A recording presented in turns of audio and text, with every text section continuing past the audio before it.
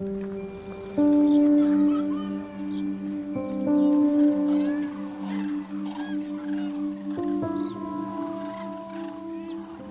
is life.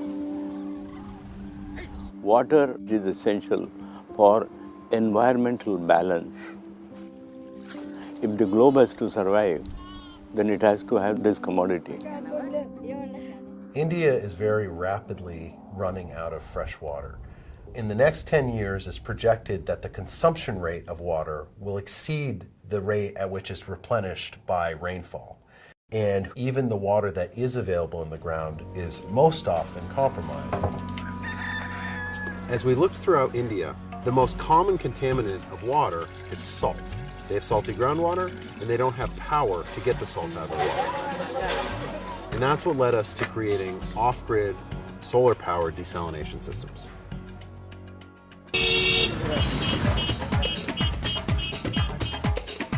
The way that I discovered the need for desalination to begin with and the specific needs within desalination was by going out into the villages. And so we are meeting to find out what the issues are. We went to one village where we spoke with a large group of teachers from the community. The main thing they wanted to bring forward to us was that oftentimes kids would come into the classroom and have extreme stomach pains or stomach aches. And it was very hard for these students to learn because of that.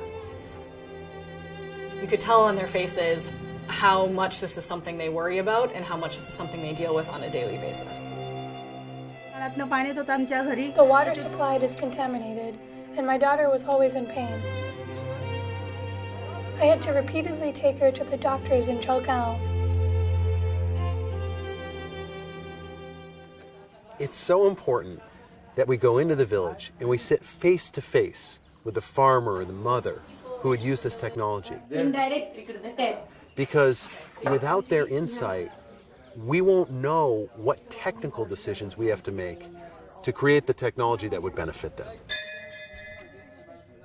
What we should start with first is to understand how they're using water and how they're paying for it.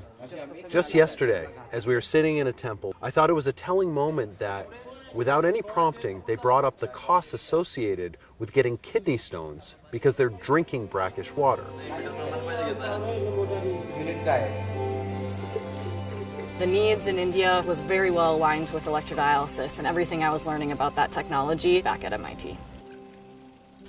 When I first started this project, I was primarily focused on removing the biological contaminants.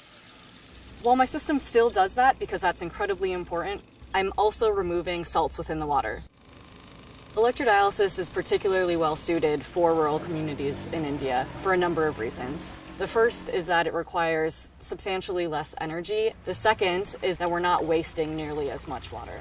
The third component is that electrodialysis is incredibly robust, and all of those things go into the maintenance and reliability of the system.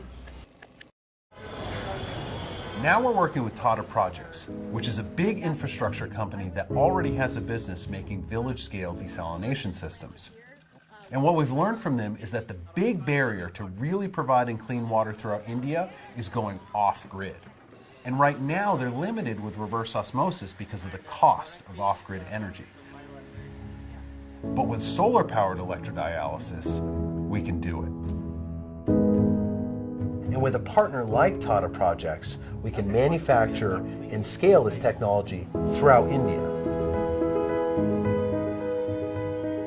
We've proved that it's technically feasible. What I'm looking at is, can we really drive that cost down?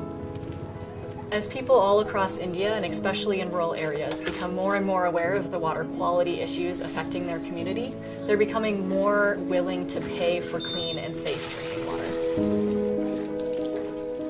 That means we can create a sustainable business model that meets that price point. That price point that's actually affordable, so that we can reach 250 million people who currently do not have access to safe drinking water.